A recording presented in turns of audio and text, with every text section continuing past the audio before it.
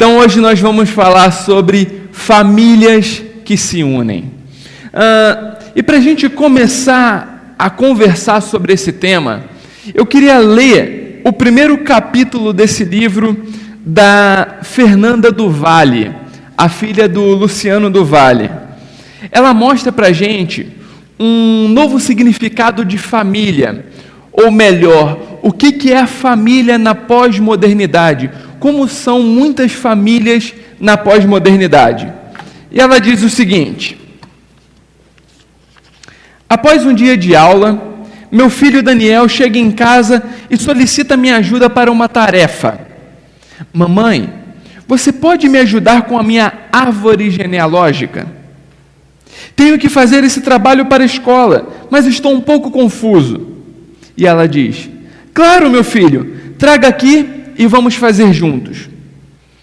Daniel corre ao quarto, pega o estojo, pega a tarefa e volta ansioso.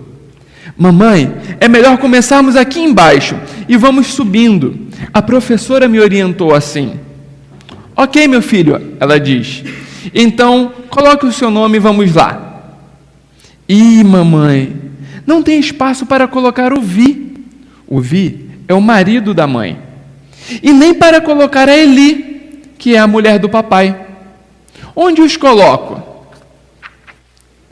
Não, meu filho, você não os coloca mesmo. Só pai e mãe. Mas e a Catarina e a Talita, filhas do Vi? E o João, filho só da Eli? Onde vou colocar todos eles? Eles são irmãos para mim. Não, meu filho, eles também não entram. Mas e o Gão? O Gão também não entra? E o Gão é o irmão por parte do papai com a primeira mulher, que não foi nem a mamãe, nem a Eli. Sim, Eli entra. Coloque-o aqui, do seu lado, embaixo do seu pai. Mamãe, agora são os tios. Acho que vai ser mais fácil. E todos riem. Certamente vai, meu filho. E ela pensa, pior que não vai. Ela também ri, só que risos de nervoso. Ih, mamãe, e agora? No lugar do titio, eu coloco o tio B, primeiro marido da tia Lê e pai dos primos Lucas e Gabriel? Ou coloco o tio Zé, atual marido da tia Lê e pai dos primos João e Léo? E no outro tio, eu coloco o tio Jota, primeiro marido da tia Pati e dos primos Paulinho e da Juju? Ou coloco o tio Toninho, atual marido da tia Pati e pai do primo Davi? Ixi, filho. Ai, meu Deus, está ficando tenso, ela pensa.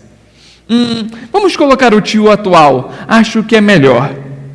Melhor mesmo, não tem espaço para todo mundo. Ainda bem que as irmãs do meu pai não se casaram. A árvore desse lado, nesse item, está mais fácil. A mãe ri de alívio. Mamãe, estamos acabando, só faltam os avós. Ok, está pronto o lado do papai. Agora vamos para os nossos pais. Mamãe, onde eu coloco a mulher do vovô? Não, meu filho, a esposa do seu avô não entra. Só entra o vovô e a avó Cris, mãe da mamãe. Mas mãe, como a mulher do vovô não entra? Ela está grávida e vai lhe dar um irmão. Ou seja, eu vou ganhar um novo tio. Ai, Jesus, é verdade. Mas mesmo assim, você só pode colocar o avô e a avó de sangue, está bem? Mas mamãe, aonde eu vou colocar esse meu novo tio? Ele não é de sangue? Esquecemos dele. Ah, meu filho, nós não esquecemos dele. É que ele ainda não nasceu. Vamos deixá-lo para a próxima árvore, ok? É melhor mesmo, né, mamãe? Porque também tem o meu tio, o meu irmão, que ainda vai nascer no próximo mês. Filho do papai com Eli. E não tem mais espaço aqui. E ainda tem o meu outro irmão, que vai nascer no ano que vem. Filho da mamãe com o Vi. Chega, mamãe. Depois a gente atualiza a árvore. Agora estou exausto e mais confuso do que começamos. Isso mesmo, meu filho. Chega por hoje. Ufa. Silêncio. E o Daniel fica pensativo. Mais silêncio. E de repente o Daniel fica apreensivo. Uma interrupção do silêncio. Mamãe, você tem certeza que eu sou seu filho, né? Fim. Você entendeu tudo? É loucura, mas é real. É a nossa família, a família Mosaico. Como dizem no popular, se cobrir vira circo, se cercar vira hospício. Eu gostei dessa história da Fernanda do Vale, porque ela nos mostra um atual cenário da família brasileira, que são pais separados, pais que já entraram no segundo, terceiro casamento, ou então uma mãe solteira, em muitos casos o pai solteiro, filhos criados pelos avós, enfim. Fazer uma árvore genealógica, que alguns anos atrás era algo bem tranquilo, talvez hoje seja uma tarefa de um especialista. Mas eu queria mostrar para vocês um pouquinho do cenário atual da pós-modernidade em relação à família brasileira. E para falar desse cenário, a gente tem um tripé. São 3 grandes bases que têm sustentado toda a ideologia de uma família pós-moderna, que é a pluralização, a privatização e a secularização. A pluralização, ela diz que há muitas ideias, muitos valores, muitas crenças. Não existe verdade absoluta. Tudo é relativo. Ou seja, se a gente tem uma gama de informações e a gente pode pincelar aquilo que a gente quiser, por que eu vou acreditar só em uma coisa? Por que eu vou ter só uma ideologia? Por que eu vou ter só um segmento religioso, se eu posso ter vários? É muito comum nas famílias brasileiras, a pessoa no domingo, de manhã, ela vai numa igreja, que tem uma escola dominical ou algum ensino cristão. À noite, ela vai numa outra igreja com um linguajar bem dos evangélicos, do reteté, do fogo, alguma coisinha assim, porque ela quer outro tipo de espiritualidade. Mas segunda-feira, ela está num parque às 6 horas da manhã, em meditação transcendental, porque ela precisa encontrar a si mesma. Na quarta-feira, ela vai tomar um passe, porque ela também precisa de uma outra espiritualidade. E parece que no fundo da casa dela, ela tem um olhinho de cabra para espantar olho gordo e inveja, uma nota de $1, ou então um trevinho de 4 folhas, porque vai que, né? E os elefantinhos da casa dela estão todos virados ao contrário. Esse é o cenário da pluralização brasileira. Além disso, tem a privatização. O que é isso? A privatização, ela diz que as nossas escolhas são soberanas e que cada um tem a sua própria verdade. O que é verdade para você, às vezes não é verdade para mim. O que faz bem para você, não faz bem para mim. E não tem problema, porque esse é o seu caminho, essa é a sua crença. E quem sou eu para interferir nas suas crenças? Tem até um ditado popular que diz: religião, política e futebol não se discute. Cada um tem a sua e vamos conviver pacificamente com isso. E por fim, tem a secularização. O que é a secularização? A secularização se existe uma gama de crenças e que cada um pode ter a sua e que não existe uma verdade absoluta, então Deus, ele é colocado de lado, ele é colocado só numa área privada minha. Eu só tenho a minha religião quando eu vou à igreja. Quando eu saio da igreja, eu volto para a minha vida normal. Eu já pedi o que eu tinha que pedir, eu já agradeci o que eu tinha que agradecer, agora Deus fica no domingo na igreja e eu vou viver a minha vida. Porque Deus está ocupado demais para se preocupar com os meus problemas. Deus está cuidando do universo. Quem disse que Ele vai ficar se preocupando com coisinhas ínfimas do meu dia a dia? Só que nisso, quando a gente pensa na família dentro desse contexto, a gente vê que a família está sem referencial. Os filhos não seguem o mesmo referencial dos pais. Os amigos têm uma outra crença, uma outra forma de viver a vida. Às vezes, até um irmão é de uma família, tem uma religião, tem uma ideologia que o casal não tem. Então, a família perde o referencial. E se Deus é algo subjetivo, qual que é o meu referencial de família? Eu posso me casar com uma mulher, mas eu também posso me casar com 3 mulheres. A minha mulher pode estar comigo, mas a gente está na pós-modernidade, vamos lá. Então, por que ter relacionamentos aprisionados? Para que ter casamento? Se a minha mulher quiser ter uma outra relação com uma outra pessoa, tudo bem. É o que a pós-modernidade tem chamado de poliamor. Ou seja, o amor não se prende mais a gênero. Eu posso ter um parceiro do mesmo sexo ou um parceiro do sexo diferente, e eu posso ter uma pessoa ou eu posso ter várias pessoas. Qual é o problema disso? Sem um referencial divino, tudo é relativo. Todas as coisas são possíveis. Eu posso tudo. Eu sou livre para fazer o que eu quiser. Mas aí a gente entra num problema familiar. A gente se depara principalmente com um dado muito complicado aqui da cidade de Ourinhos, que a cada 2 casamentos, um acaba em divórcio. Ou seja, 50% dos casais têm terminado. E sabe o que eles alegam? Não é adultério, não é que a pessoa está saindo com outro ou com outra, é incompatibilidade. Ele pensa muito diferente de mim, ele age muito diferente de mim, ela tem uma visão de mundo muito diferente da minha, então a gente não compactua, então cada um vai para um lado. Mas se a gente pensar num contexto de família, um pouco mais tradicional, um relacionamento entre marido e mulher, por que eu estou tentando afunilar para o marido e mulher? Porque essa discussão aqui em cima ela é muito ampla. Então a gente poderia fazer uma palestra só para falar da diversidade das famílias atuais.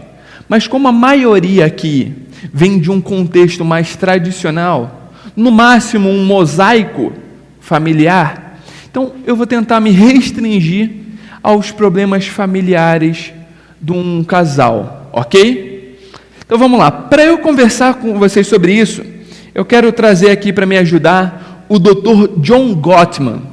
Ele é um cientista psicológico e ele se tornou mundialmente conhecido por seu trabalho de observar o modo como os casais interagem em sua intimidade, como eles se relacionam no dia a dia. E ao longo de 16 anos, ele observou 49 casais em um apartamento, registrando tudo o que podia ser registrado.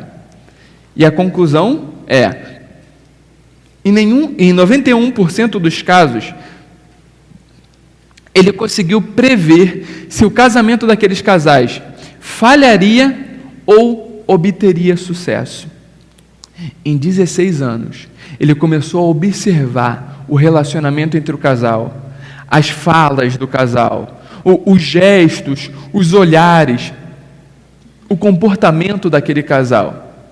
E em 91% dos casos, o que ele disse aconteceu.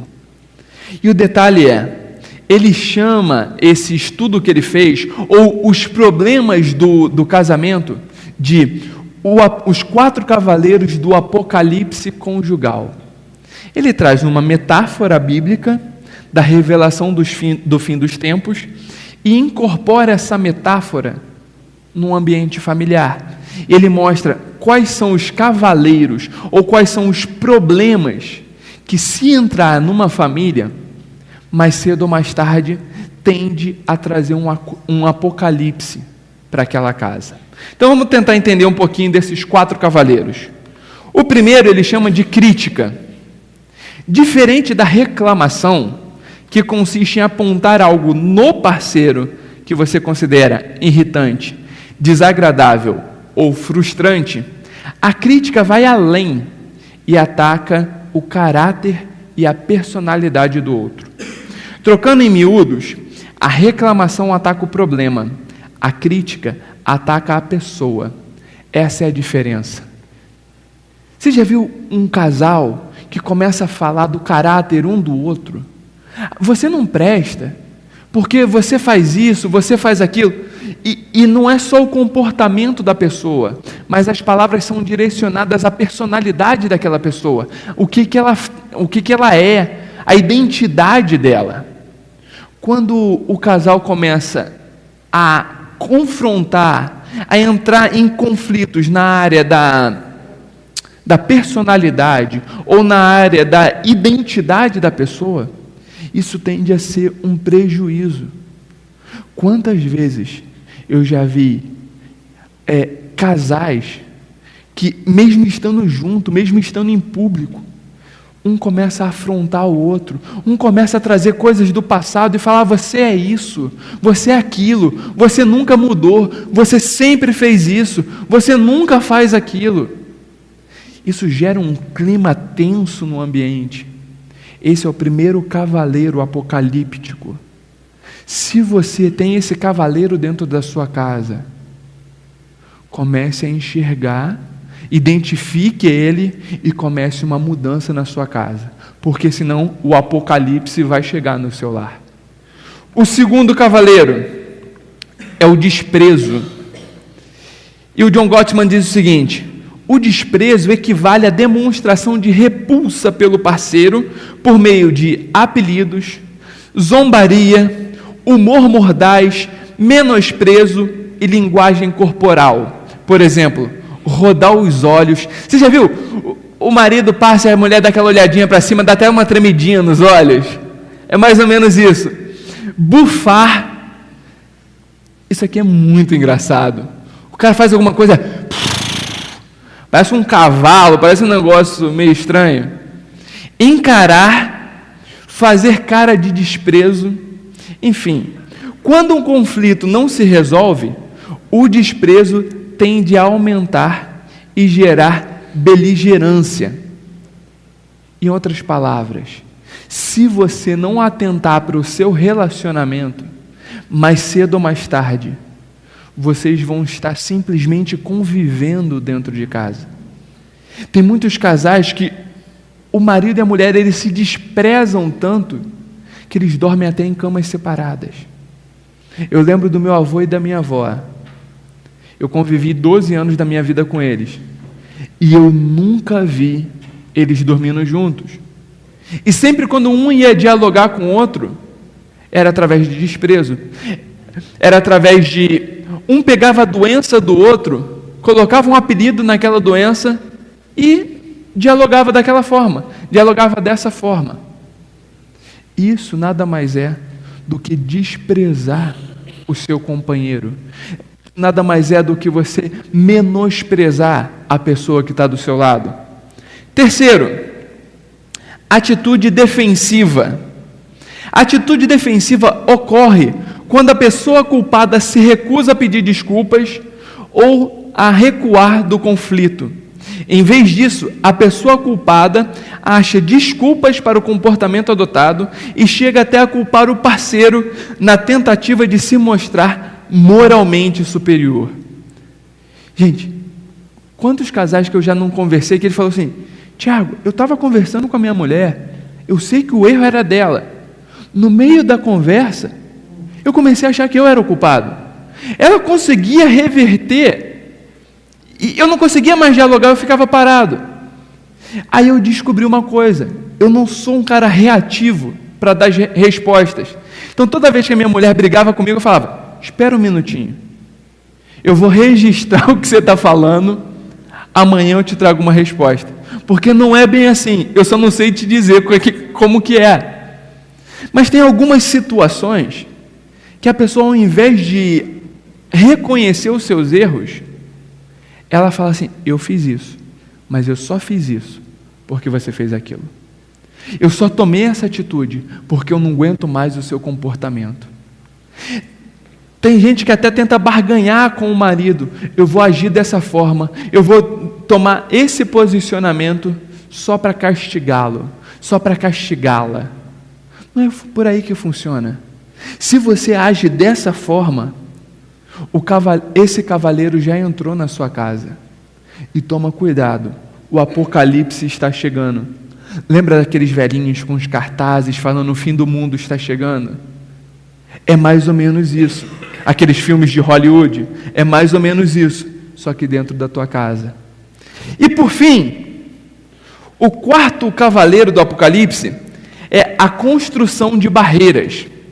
E a construção de barreiras significa parar de trabalhar pela união e tomar a decisão de viver de forma paralela, separada.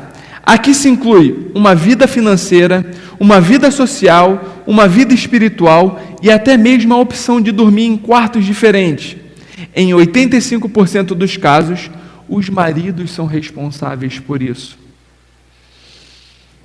Esse é o momento que a mulher faz assim, né? Não disse. Que bom que eu não estou sentado aí, amor. O negócio é, às vezes num relacionamento, a gente vai acumulando lixo. A gente fala uma coisa que não devia falar, numa hora errada, porque estava com raiva, e ao invés de um pedir perdão para o outro, a gente guarda e a gente vai alimentando aquele lixo. E você já deixou lixo guardado por muito tempo dentro de casa? Mexe nele depois. E aí, quando a gente não quer mexer no lixo, a gente opta por viver uma vida paralela.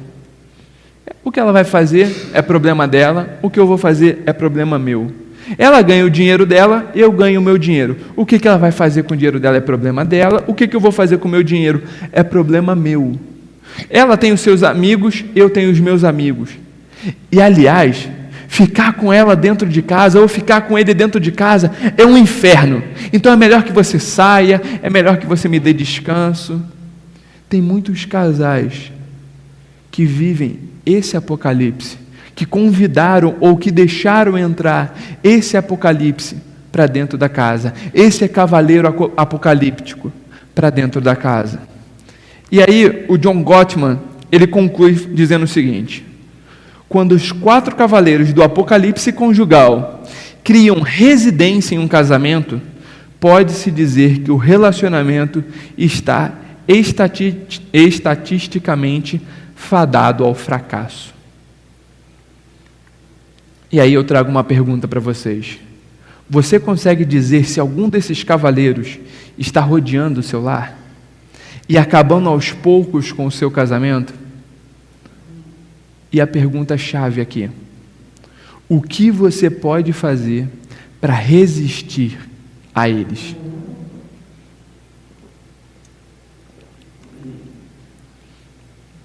Além disso, eu queria mostrar alguns outros problemas familiares que não diz necessariamente ao casal, mas tem a ver com a família. Por exemplo, disputa de poder. Você já viu quantas vezes os filhos tentam mandar na casa?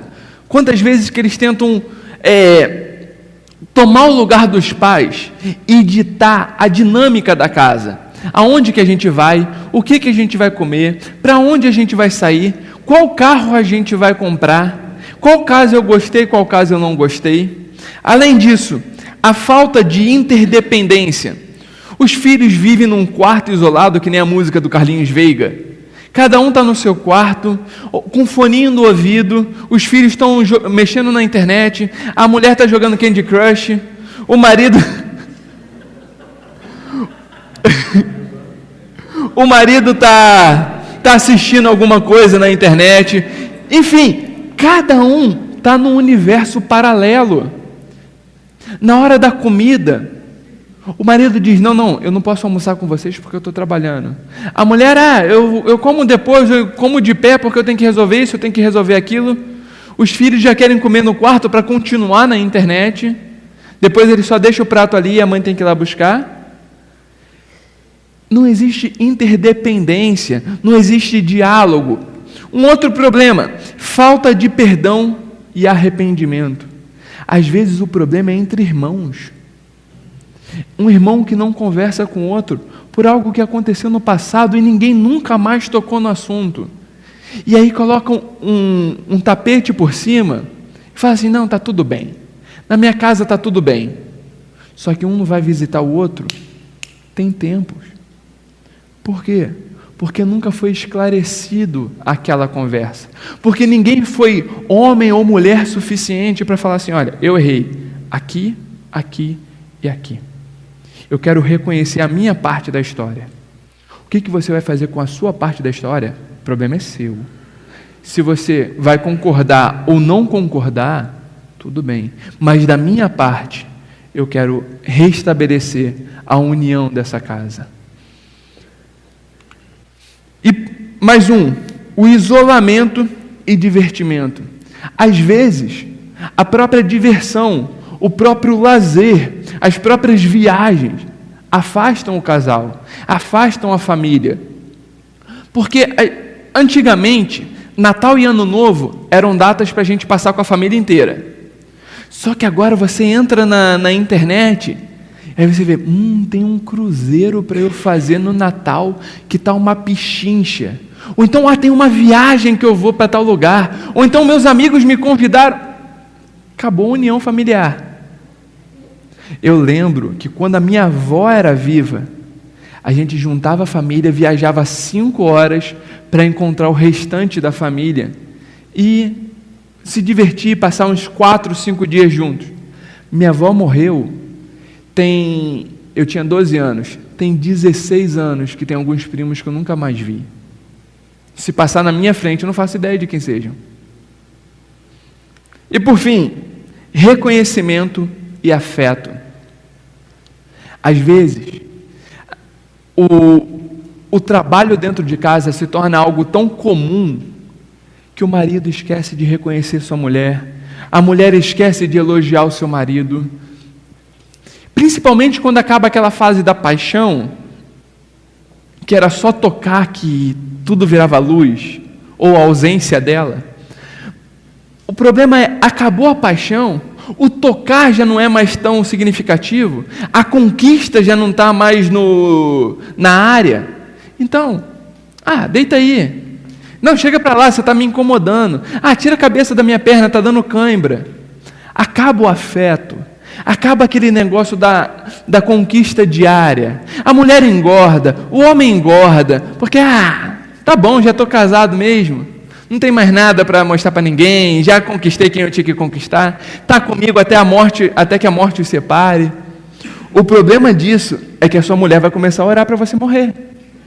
Se até a morte os separe, você virou um troglodita, toma cuidado com as orações da sua mulher.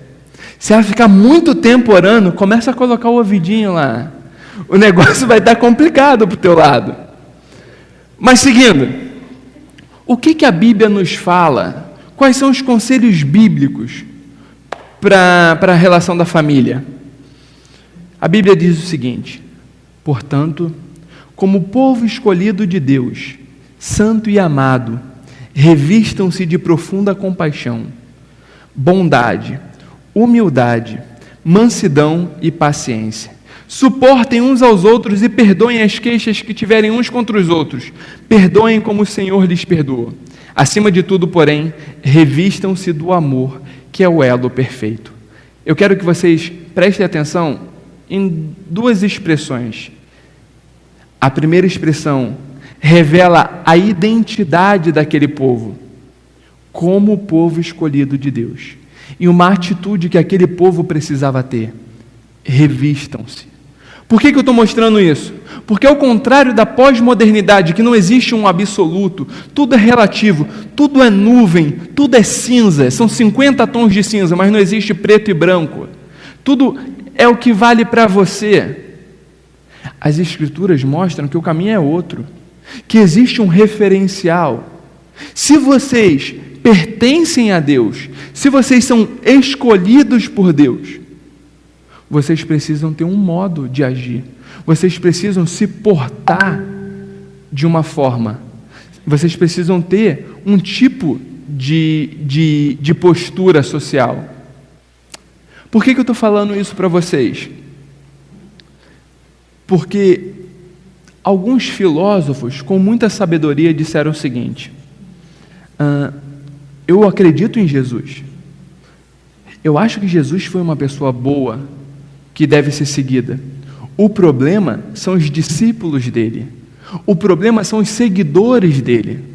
Porque a postura que eles têm é totalmente diferente da postura que Cristo tinha. Então, pensando nesses versículos, primeiro conselho bíblico: tenha Deus como seu referencial imutável.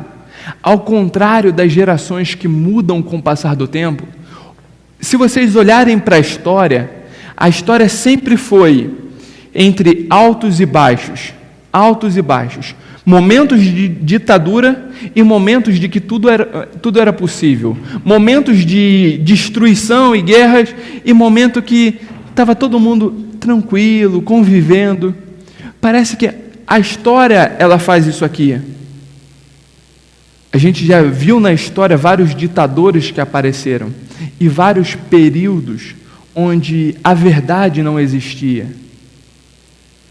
Contudo, em toda a história, Deus se manteve o mesmo. A igreja mudou. A igreja fez muitas coisas erradas na história e continua fazendo, principalmente as que estão na mídia. Mas também tem muitas igrejas que não estão na mídia e estão fazendo muitas coisas erradas. Porém, o Deus bíblico nem sempre é o Deus que a religião tem falado. E é preciso que a gente faça essa distinção, porque senão a igreja se torna um empecilho para a gente se aproximar de Deus. Deus sempre foi imutável e Ele precisa ser o nosso referencial. Para isso, Paulo, que é o autor dessa carta, ele convida os cristãos a terem um posicionamento social, tendo em vista a sua pré-condição de povo de Deus. Se eu sou povo de Deus, eu preciso adotar esse comportamento. Ser povo de Deus implica em ser agraciado. Ou seja, Deus me escolheu, Deus me amou, apesar das minhas imperfeições. Gente, por mais bonitinha que você possa ser, por mais inteligente que você possa ser, Deus não te escolheu pelos seus atributos. Ele é o Criador da beleza. Então você diante dele é você. Deus é o ser mais inteligente do mundo. Tanto é que há milhares de anos a gente tenta decifrá-lo. E ainda assim tem muitas coisas encobertas. Quer dizer que esse ser é muito superior. Então Deus não te escolheu pelas suas capacidades, porque você ajuda as pessoas na rua, porque você é bonzinho e boazinha. Mas Ele te escolheu por amor. E Ele ousou ir ao seu encontro. Isso é graça. Isso é favor. Não vem de vocês. É dom de Deus. Então, ser povo também implica em pertencimento, aliança. Por exemplo, eu pertenci durante 18 anos à minha mãe, à minha família. Então, eu devia obediência à minha mãe. Eu devia respeito à minha mãe. E ainda devo essas duas coisas. E tem até uma historinha que eu gosto de contar, que é mais ou menos assim. E eu até já contei ela aqui, mas eu vou repetir. Um filho está brincando com o seu pai no sofá, e de repente o filho sobe no braço do sofá, enquanto seu pai está deitado. Ele estufa o peito e diz assim: pai, quando eu tiver esse tamanho, eu vou precisar te obedecer? E o pai ainda continua deitado no sofá, sorri para o filho e diz assim: se você me amar. O mesmo vale para nós com Deus. Eu preciso obedecer a Deus só se eu amá-lo. Religiosidade diz: você é obrigado a obedecer para que Deus te abençoe. A Bíblia fala: Deus já te ama. Você só obedece porque você também o ama. Se você não o ama, você não tem por que obedecê-lo. Mas terceiro, ser povo de Deus implica também em prestação de contas. Eu tenho um referencial. Toda vez que eu falho desse referencial, toda vez que eu piso na bola, eu preciso me aproximar desse Deus e falar: pai, eu errei, me perdoe. Pai, eu pequei, tem misericórdia. me ajuda. Segundo, revista-se dos atributos divinos. Rogério, tem como você ligar o ar, por favor? Segundo conselho bíblico, a família é: revistam-se dos atributos divinos. O primeiro é: revestir-se é um posicionamento inicial decisivo daqueles que optam por seguir a Deus. Ou seja, se eu sou povo de Deus, o primeiro passo que eu posso dar é: eu vou me revestir daquilo que Ele é. Eu vou tentar incorporar os atributos dele para o meu dia a dia. Então, o revestir-se, ele é uma atitude pessoal. Contudo, é uma iniciativa divina. Presta atenção nisso. Quando eu me aproximo de Deus, é porque antes Ele já tomou a iniciativa de se aproximar de mim. Sabe como que Ele fez isso? Vindo em Jesus Cristo. E Jesus mostrou perfeitamente quem o Pai é. Jesus disse: quem vê a mim, vê ao Pai. Em outras palavras, Ele está falando assim: o Pai tomou a iniciativa de se aproximar de vocês. Agora, respondam a essa iniciativa e aproximem-se de Deus. Revistam-se dos atributos divinos. O primeiro conselho de revestimento é: revista-se de compaixão. E a palavra compaixão do grego é oiktimos. E ela significa conseguir se preocupar sinceramente com o outro. E aqui, gente, preste atenção nisso e coloque isso no seu ambiente familiar. Primeiro, identifique o estado do outro. Gente, às vezes, o marido chegou do trabalho cansado, ou a esposa chegou do trabalho cansada, e ela quer só um tempo para ela, ele quer só um tempo para ele. Só que ele ou ela chega em casa e você fica: você não fez isso, você não fez aquilo, você deixou aquilo para lá, você deixou aquilo outro para lá. E aí, um ou outro estoura dentro de casa, e você fala: tá vendo? Você sempre age assim, você não tem paciência, você é não sei o quê. Eu não estou falando que a atitude que essa pessoa tomou está correta, mas o que eu estou dizendo para vocês é: tenha paciência, identifique o estado do outro. Segundo, se coloque no lugar do outro. Por que ele tomou essa atitude? Por que ela tomou essa atitude? Por que ele está tomando esse comportamento? Será que eu no lugar dela, será que eu no lugar dele faria a mesma coisa? Só de você se colocar no lugar do outro, você já resolve uma série de problemas familiares. Terceiro, trabalhe pelo alívio do outro. Gente, preste atenção nisso aqui. Isso aqui é muito importante. Às vezes, uma pessoa dentro de casa está com um acúmulo de função. E você está tranquilo, está tranquila. Sai um pouquinho da televisão, sai um pouquinho do computador e fala assim: olha, vim trazer um café para você. Eu preparei um café para você. Ou então aquilo que era função da outra pessoa, quando ela for fazer, já está feito. Você pode falar: olha, eu vi que você estava atarefado demais, então eu resolvi tomar uma iniciativa e te ajudar nessa situação. Gente, eu tenho certeza que se você fizer isso com a sua mulher, com o seu marido, a noite está garantida. Você acertou na loteria. Então, comece a tomar essas atitudes. Segundo, revista-se de bondade. E a palavra bondade no grego é chestortes. E ela significa literalmente fazer pelo outro o que é fruto de virtude. Como assim? Ofereça retidão e fidelidade. Gente, a pior coisa num relacionamento é você desconfiar da pessoa que está do seu lado.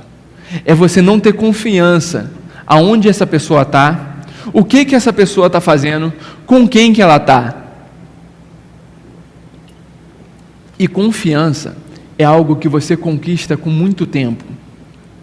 E que às vezes uma atitude sua põe por terra tudo aquilo que você conquistou. E aí você precisa se posicionar, ser homem ou ser mulher suficiente para reconquistar essa confiança. Então, seja bondoso, seja reto, seja fiel. Segundo, ofereça préstimos e utilidades. Isso aqui é principalmente para os filhos que estão aqui.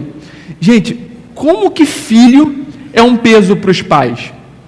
Ele está vendo as coisas que precisam fazer dentro de casa e ele está com o pé em cima do sofá, assistindo televisão, falando, deixando a vida passar. Ou então, o cara chega dentro de casa e fala assim, eu já trabalhei. Como se a vida da mulher, na sociedade atual, fosse só cuidar da casa, né? Ou então, eu já te ajudei nisso aqui ou naquilo ali. Comecem a caminhar junto, preste para alguém, seja útil para esse alguém dentro de casa. Terceiro, ofereça expectativas e aspirações. Deposite crédito no outro, incentive o outro, ajude o outro, acredite no outro. Isso vai fortalecer a relação familiar. Terceiro, revista-se também de humildade. A palavra humildade, do grego, tapei, essa palavra é linda, olha gente, é boa para pôr num filho, você tem que ir falando ela em partes. Tapei no zune, uma palavra linda, que significa literalmente assumir uma postura de modéstia perante o outro. Em outras palavras, se dispõe a ouvir. Tem um ditadinho que já caiu no desprezo, mas eu acho ele muito significativo. Deus te deu 2 ouvidos e 1 boca. Ele teve algum propósito com isso. Pode ter certeza. Então comece a ouvir mais e a falar menos. Segundo, se disponha a aprender. Tem gente que é orgulhoso demais. Ele sabe tudo, ela sabe tudo, não precisa de conselhos. Uma vez eu conversei com um homem que, na verdade eu conversei com uma mulher, e ela falava assim, Tiago, o meu marido, ele entende de ciência astrofísica, ele entende de cálculo, ele entende de limite, ele vai entender também daquelas funções, ao mesmo tempo ele é um médico dentro de casa, quando tem reuniões dos pais, ele fala tudo, e ele não deixa eu ter uma opinião, ele é o dono da razão, ele é o sabe tudo.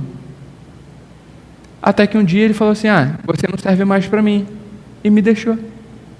Ele era tão autossuficiente, que ele falou assim, você é só um apêndice, você é um brochinho que eu coloco na roupa.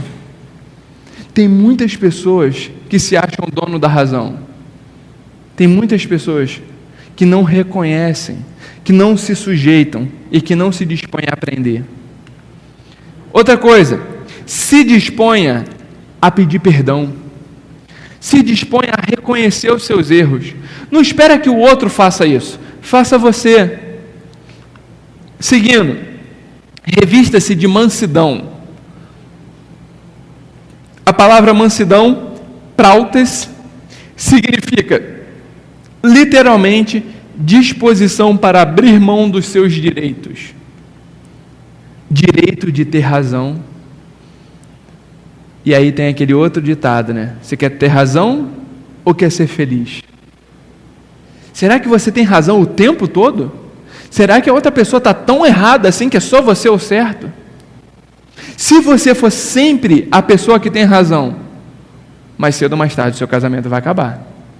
Porque enquanto você é rígido com a sua mulher, lá na academia vai ter uma pessoa que vai ser tão gentil, que vai ser tão carinhoso, e aí um vai ponderar com o outro. Então, pare de querer ter razão em tudo. Segunda coisa, o direito de se vingar. Se a sua mulher fez algo com você, por mais errado que aquilo foi, você não tem o direito de fazer o mesmo. Porque se aquilo é errado, O errado continua sendo errado, mesmo se todo mundo fizer o errado. E o certo continua sendo certo, mesmo que ninguém faça o certo. Então, deixa de querer se vingar, de ter o direito de vingança. E terceiro, o direito de se amargurar. Tem gente que toma lá, vai cá. Mas tem gente que o marido, a mulher, o pai fez alguma coisa, ele ou ela guarda no coração, não fala nada. Mas quando o marido tenta mudar, quando o filho tenta mudar, quando alguém da família tenta mudar, ela puxa aquilo de dentro do coração e fala: lembra que você fez isso? Lembra que você se posicionou dessa forma? Você acha que eu esqueci? Não, eu guardei, eu tenho uma boa memória. Para as coisas boas essa pessoa não tem memória, mas para guardar amargura. Seguindo, revista-se de paciência. A palavra paciência, do grego macrotumia, significa capacidade de suportar a provocação constante de alguém. Então, ore antes de agir. Gente, quantas vezes eu já tomei atitudes por impulsividade? A minha personalidade é impulsiva. Então, se a pessoa fala comigo de forma mais áspera, a tendência é eu falar do mesmo jeito. Quantas vezes eu não precisei pedir perdão por causa dos meus posicionamentos? Quantas vezes? E, gente, pedir perdão é muito pior do que você falar por impulso. Dá um trabalho pedir perdão. Então, antes de falar, pare, pense, conte até 10, pede ajuda para Deus e depois responde. Segundo, submeta-se a situações com perseverança. E aqui, tem gente que escolhe marido e mulher por beleza física. Depois de 10 anos, a lei da gravidade acontece para todos, gente. E aí, aquele pedacinho de céu que você tem, já desceu. Só que a personalidade dela ou dele não mudou. E aí você está convivendo com uma pessoa, aí você chega e diz assim: eu quero separar. Espera um pouco, quem que escolheu? Quem que não ouviu os conselhos? Quem que não se posicionou? Agora você quer mudar? Agora você quer jogar tudo para o alto? Espera um pouco, tenha paciência, suporte as situações, tenha perseverança. Outra coisa, leve suas causas a Deus antes de levá-las aos outros. E, gente, deixa eu só fazer um ponto aqui bem rápido. O que eu estou falando desse suportar não tem a ver com violência física. Se a pessoa que você convive bate em você, denuncia essa pessoa para a polícia e foge dela. Mas se não for isso, se ela só for uma mala, conviva, suporte, tá? Então, indo para frente, leve suas causas a Deus antes de levá-las aos outros. O que tem de gente fofoqueira, que conta o que acontece de dentro da casa para todo mundo e acaba com a reputação familiar. Por quê? Porque não consegue guardar a língua. E, por fim, revista-se de amor. A palavra amor, do grego ágape, significa amor condicional. E não é um sentimento, mas sim uma atitude. É por isso que Jesus nos manda amarmos uns aos outros. Isso não quer dizer que eu tenha que sorrir para todo mundo. Isso não quer dizer que eu tenha que ter sentimentos positivos para todo mundo. Isso não tem jeito. Mas a questão é, mesmo sem ter sentimentos, eu posso ter um posicionamento de amar. E se eu me dispor a amar, pode ser que o sentimento venha.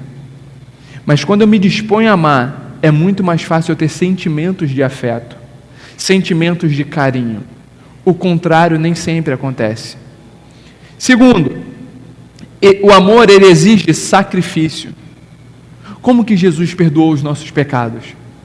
Ele perdoou os nossos pecados, se entregando numa cruz, se sacrificando, morrendo no nosso lugar. E se Ele fez isso por pessoas tão imperfeitas como eu e você, por pessoas que têm tantas falhas de caráter como eu e você, talvez você precise se sacrificar um pouco mais pelas pessoas ao seu lado. Terceiro, o amor é o único agente de transformação. E aqui eu não estou dizendo que se você encher a pessoa do seu lado de amor, ela vai mudar. Mas o que eu estou dizendo é, se você amar as pessoas do seu lado, você vai mudar. E você vai ser mais generoso, você vai ser mais gentil, você vai ser mais paciente, você vai ser mais perseverante com as pessoas ao seu redor. O amor gera transformação, mas a maior transformação que o amor gera é dentro de nós. E o último conselho, para a gente terminar aqui, Colossenses diz: suportem-se uns aos outros e perdoem as queixas que tiverem uns contra os outros. Perdoem como o Senhor lhes perdoou. O que isso quer dizer? Toda família tem conflito. Isso é inevitável.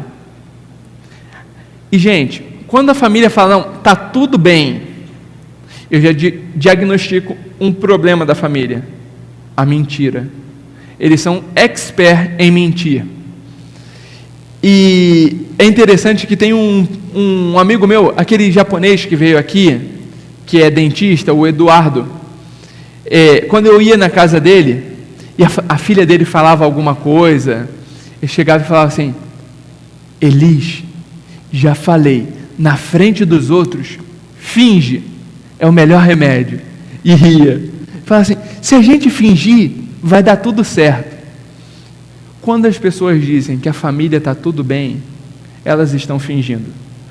Toda família tem problema. Você pode lidar bem com seus problemas familiares.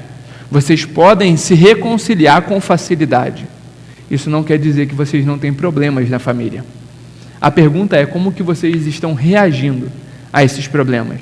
Segundo, se entendermos a atitude sacrificial de Jesus por nós, teremos muito mais facilidade em perdoar as pessoas à nossa volta. E por fim, nós não perdoamos porque a pessoa mereceu. Nós não perdoamos porque somos pessoas boas. Nós perdoamos porque nós fomos perdoados. Sem um referencial divino, o que é certo e errado? Se não existe certo e errado, não existe nenhuma agressão física ou verbal. Por quê? Não, eu gosto de fazer isso. Faz bem para mim, então está correto. Por que estaria errado? Sem um referencial divino, por que o holocausto é errado? A raça superior não domina a raça inferior? Sem um referencial divino, por que matar é errado? Por que todos esses problemas morais que a gente fala são errados? Não, não são. Mas quando eu tenho um referencial divino, e eu sei que esse Deus me perdoou por completo, eu também posso perdoar as pessoas ao meu redor. Então eu quero terminar dizendo o seguinte: como está o seu relacionamento familiar? E talvez uma pergunta mais específica: o que você tem feito para melhorá-lo? Terceiro, que tal revestir-se dos atributos divinos e se deixar guiar por Ele? Perdoar é o primeiro passo para uma união familiar. Tome essa iniciativa. E por fim, lembre-se que o seu referencial de vida precisa ser Deus. Só Ele é capaz de te orientar. Por isso, entregue-se a Ele. Eu queria que a gente orasse nesse instante, pedindo para Deus graça, misericórdia, força para a gente continuar a nossa caminhada. Porque conviver com pessoas não é fácil, mas Jesus nos mostrou como. Então vamos orar? Senhor, em nome de Jesus, Pai, muito obrigado, porque apesar da dificuldade que a gente tem no nosso dia a dia, a gente pode olhar para a cruz e ver o que Jesus fez por nós. E mais do que isso, a gente pode olhar também para aquela tumba vazia e ver que esse Jesus que morreu por nós ressuscitou, nos garantindo vida. E junto com essa vida, Ele nos deu o Espírito Santo. Ele mesmo veio habitar o nosso coração através do Espírito, para nos fortalecer, para nos orientar para esse novo estilo de vida que vivemos. Por isso, Pai, nos oriente, nos ajude, em nome e por amor de Jesus. Amém.